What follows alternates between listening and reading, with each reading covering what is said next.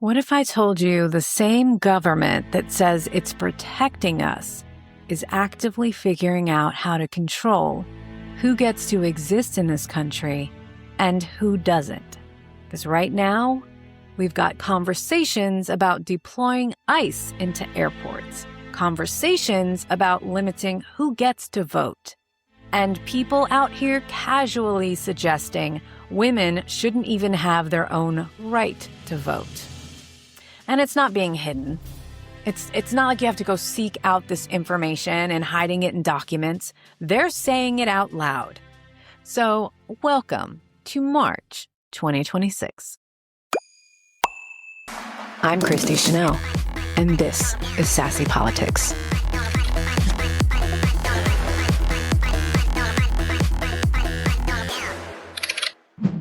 Before I get into everything, I just want to take a second to say thank you. We hit 1,000 subscribers on YouTube. And I know that might not sound like a lot or a big, large number, especially in all of the big, influencers out there that have like 1 million subscribers. Listen, I'm not going to compare myself to anyone but how I did last week. I'm going to compare myself to me.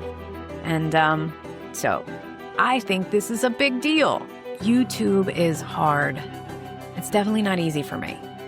And it's also where I put my art. It's where I put the podcast. It's where I spend hours filming, writing, editing, researching, building something. And now there are 1,000 people that chose to be here. They chose to listen, to think, to question, to think outside the box. And on some days, I'm not gonna lie, it feels like a lot. It feels like I'm chasing a deadline every single week. And I am. I don't want to let you down. But I need that. I need that motivation to know that, people, if I'm going to build bonds and create relationships and build communities, I need to show up and I need to be here every week. It doesn't matter how hard it is to make that deadline. I try to do that for you. Because the second I schedule my podcast, it feels like I've accomplished something. Because this is where my heart is. This is where my passion is. And moments like this remind me that it actually can pay off. So from the bottom of my heart, I want to thank you. It's not just me anymore. This is us. Something happened this past Saturday, March 21st, and I feel like I want to talk about it. There was a post going around encouraging people, no matter where they were, to take 5 minutes, just 5 minutes, from 12 to 12:05, and during those 5 minutes to repeat the words, peace, love, unity, and respect. Repeat them over and over again. And of course I did it. I'm telling you, it felt really, really good.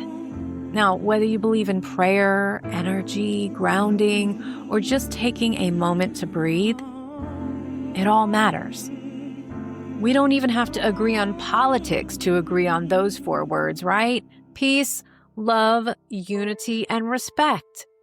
We all want that, don't we? And if you take a second to just look around, you can feel that we're not getting that right now. Your intuition should be screaming, and I'm pretty sure it is. It's that human part of you saying, wait, this isn't good. This isn't right. We shouldn't be treating people like this. I know mine is all the time. It just doesn't feel grounded anymore. It doesn't feel peaceful. And it sure as hell doesn't feel respectful. And when you actually stop just for 5 minutes and really look, it becomes really hard to ignore. So I wanted to talk about that because I think we need more of it. I think it takes all of us. So why not start here? And, if your intuition isn't screaming yet, let's go on a journey together. Let's look through the headlines that I've come across in the last week or two. Okay? I want to read something that was recently, like today or yesterday, posted on Truth Social by Donald J. Trump. Your president. I'm going to ask chat to read what the president just posted on Truth Social. Chat, would you read this clip right here? Here's what was posted.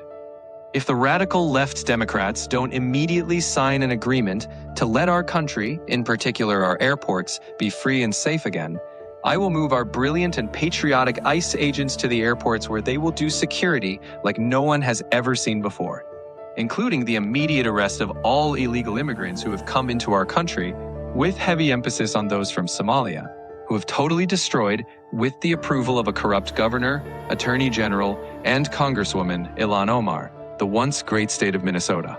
I look forward to seeing ICE in action at our airports. Make America great again. President Donald J. Trump. Thank you. You're welcome. If you need anything else, I'm here to help. All right. That wasn't subtle language. That is direct. It was in your face. There is no confusion there. There's no guessing. It's clear. ICE is not airport security. ICE is a federal enforcement agency under the Department of Homeland Security. Airport security is handled by a completely different agency, the Transportation Security Administration, two completely different roles. ICE already has limited presence in certain transportation settings, but they are not standard in airport security. So when you start hearing conversations about enforcement being inserted into everyday civilian spaces like airports, that's not normal. Now, lay that layer on top of this. The government is already dealing with shutdown-related strain.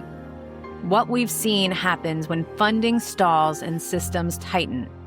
Airports start to feel it. I know I'm nervous even flying at this point. TSA workers are considered essential, which means they still show up, even when they're not getting paid on time. Staffing gets stretched, lines get longer, and we've all seen it. We've all seen the videos where these lines, especially DFW where I'm at, are huge. Tensions start to rise. So now ask yourself, why introduce immigration enforcement into that exact environment? Why escalate fear in a place that's already under pressure? This isn't just headlines. These are real people traveling. These are real problems that we are going to face. This is the human side of the headlines that I think is important that we talk about. If you have a trip planned, I know this is terrifying, right? It's already terrifying just being a human in this plane that we have no control over, right? That can just go down at any point or anything. These are normal fears that we have. So you add that into the fact of now just getting to the airport is scary because you don't know if you're going to be targeted for how you look. There's already delays. There's already friction and problems. I know you feel it. I know you do.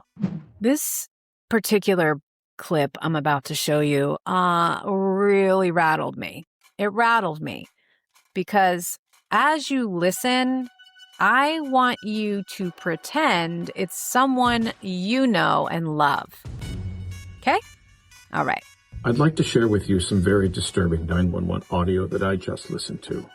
Lake County Sensor Dispatch. First of all, Lake County, Michigan Dispatch. This is supposed to be law enforcement taking a 911 call. Yes, ma'am. This is Captain Triber at the North Lake Processing Center. North Lake Processing Center. It's Michigan, the largest Michigan detention facility in the state of Michigan, where 90% of the detainees have no criminal records. We would like to request our third ambulance for today. We'd like to request our third ambulance for the day at a detention facility. These are people who are awaiting their immigration processing. Third ambulance of the day. Okay, 1805, right? Yeah, 1805 West 32nd. Okay. Okay. She's really concerned, I can see. A 911 call to a law enforcement officer at a dispatch center. Okay, and how's this one? How old is this one? This one? Human being? Dog? What?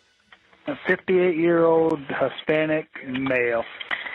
And what's up with him? I don't think I need to say anything else. What's up with him? Abnormal EKG. Is today EKG day? Yes, apparently we're learning. Is today EKG day? I guess they get a lot of heart-related problems at this particular detention center. I don't fucking think so. This is so upsetting to me. If that was your dad, your mom, you, your child, that's how you would be treated. I need you to feel that, because that is what other people are feeling. That is the sound of people becoming numb to human life. And it's absolutely terrifying. And then we have this. Breaking news, everybody. I'll talk about this more tomorrow, but it appears Mike Johnson got caught on a hot mic. He was asking one of his Republican colleagues just how much the SAVE Act would end up suppressing voter turnout. And the guy says, well, we thought it would be 12% down, but it's actually going to be 18%. Meaning that if the horrible SAVE Act were to actually pass, nearly 20% of the voters in America would not be able to vote anymore. And Mike Johnson says, oh, that's great for us then. Turnout one. Well, we thought it would be 12, but it looked like it might be 18%. That'd be huge for it. Once again, it's not about voting fraud, and it's never been about election integrity. It's always been about voter suppression because the Republicans know they are going to get absolutely fucking crushed in the midterms. When people in power say things like that, how can you ignore it? And that's what we're doing. I feel like that's what we've been doing this entire freaking time, is hearing it, ignoring it. Hearing it, ignoring it. Because what can we do about it, right? It seems like our only choice is to vote. Vote them out. If you're going to listen to all this, then you need to take action on something. I need you to think about what he said. Right? Because you can't ignore it. Because it's not speculation. That's intent. Intent to stop you from voting. And the crazy thing is, when you hear it, you're like, well, that's all right. We'll vote them out. We'll vote them out. They're stopping you. They want to stop you from doing that. Because they know you will. They know they're wrong. They know it. And don't even get me started on Israel. We are not covering that this episode. But believe me, it's happening. And this is exactly why voting laws matter right now. There is legislation being discussed, like the SAVE Act, that would require stricter documentation to prove citizenship before voting. And on paper, that might sound really simple. But in reality, that impacts real people. Women who change their last name, people who don't have easy access to documents, communities that already face barriers. So when access becomes harder, that changes who gets to participate. Make sure you are covered. We need you. All of us. We all need you. Please pay attention to that. I promise I will be one of the loudest people out there talking about it. We're going to get you prepared. If you're unsure, we're going to get you prepared. I promise you that. And then we have the situation in Ohio. Reports of a bright object, an explosion, something falling from the sky. Early reports are calling it a meteor. And I heard you could hear that boom when it hit the ground. And scientifically, that can definitely happen. There are organizations that track these events, and fireball meteors can create loud booms and flashes that feel much bigger than they actually are. But when something happens and the information isn't immediately clear, and it's okay, so typically you would see a situation or hear of a situation that happened, and then you would have accounts of it. So like people that witnessed it, people that heard it, you're going to hear all that come out. But then you wouldn't really get like the professional information from whatever outlet or the White House or anything like that until they've had a chance to really do their research. But what's weird is nobody prepared anybody for that meteor. And don't we have scientists that do this stuff? Or was funding cut? I just want to know.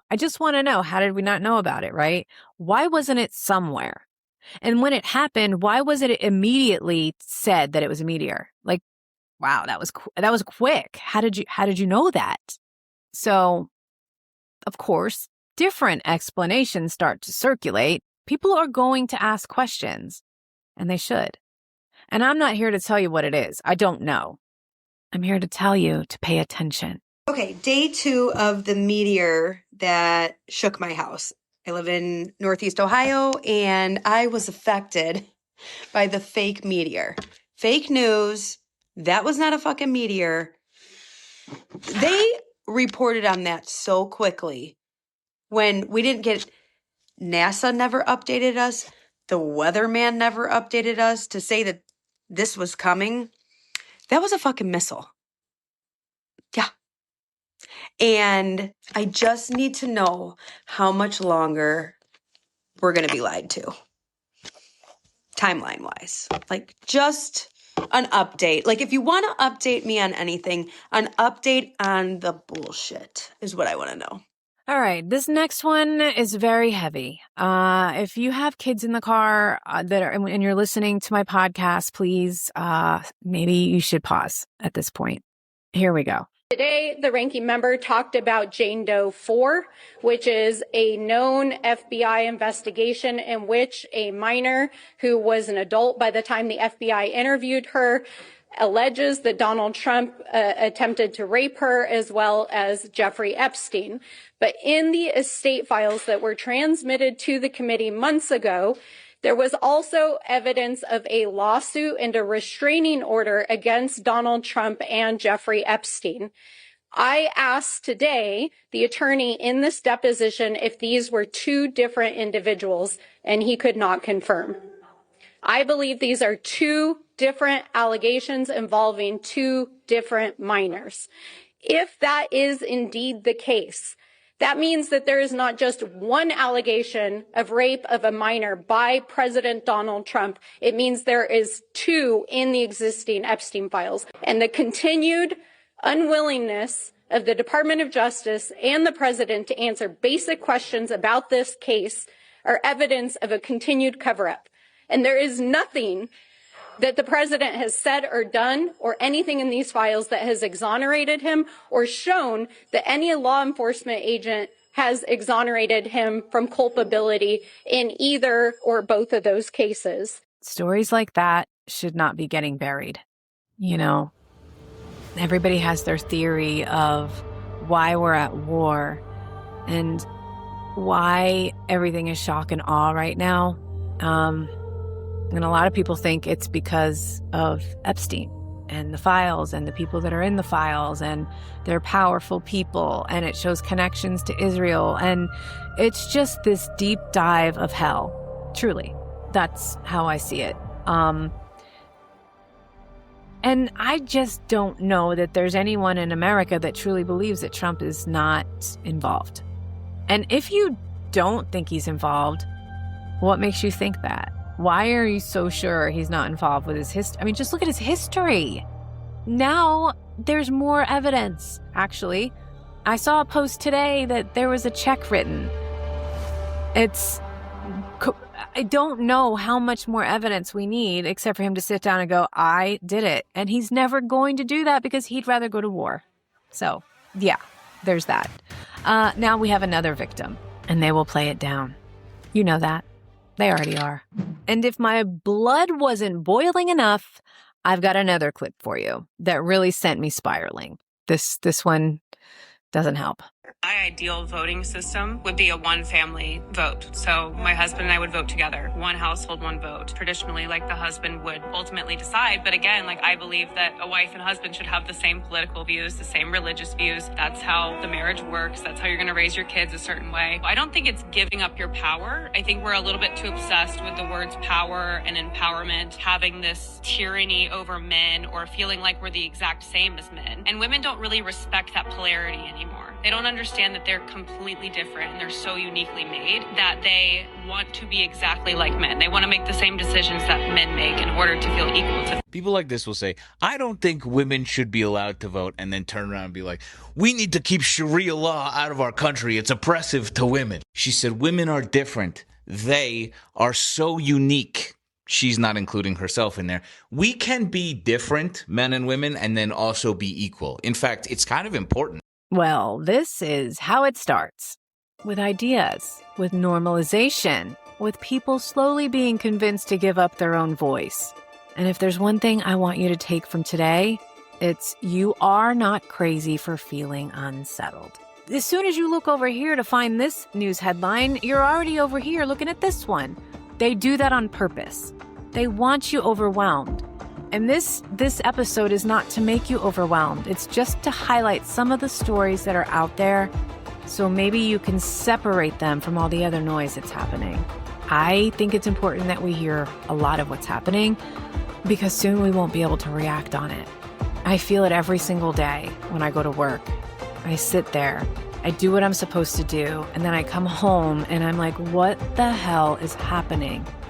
It feels like we don't have enough time. And I don't come on here to fearmonger. I actually can't stand it when somebody stresses me out. Like, I already know, dude, don't be stressing me out. I don't have time for that.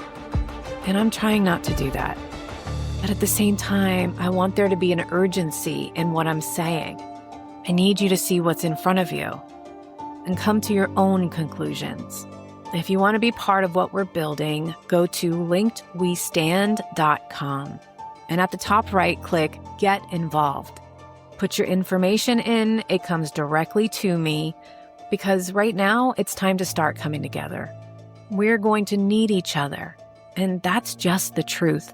We're just getting started. And I appreciate you more than you know. And I will see you next Tuesday so we can vent, bitch, and try to figure it out together.